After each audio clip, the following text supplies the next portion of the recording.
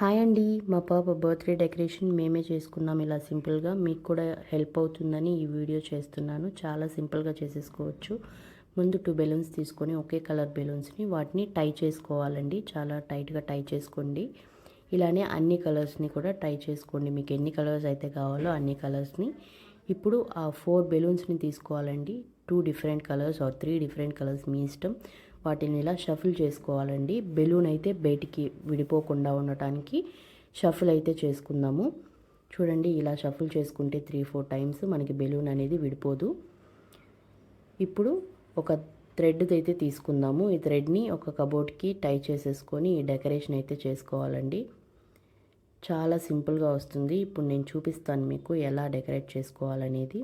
ఈ బెలూన్స్ని మనం షఫుల్ చేసుకొని పెట్టుకున్న ఈ 4 బెలూన్స్ని ఈ థ్రెడ్కి అయితే పెట్టాలండి.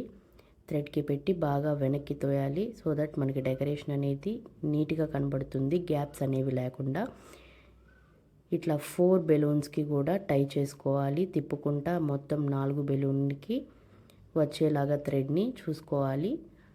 అప్పుడే బెలూన్ ఊడకుండా అలాగే డెకరేషన్ కూడా అందంగా కనిపిస్తుంది, ఎక్కడ గ్యాప్స్ అనేవి లేకుండా. చూడండి, నేను చూపిస్తున్నాను. చాలా ఈజీగా ఉంటుంది ఈ ట్రిక్. మనం ఇంకా డెకరేషన్ వాళ్ళకు కూడా పిలవనవసరం లేదండి. మనమే ఇంట్లో సింపుల్గా చేసేసుకోవచ్చు.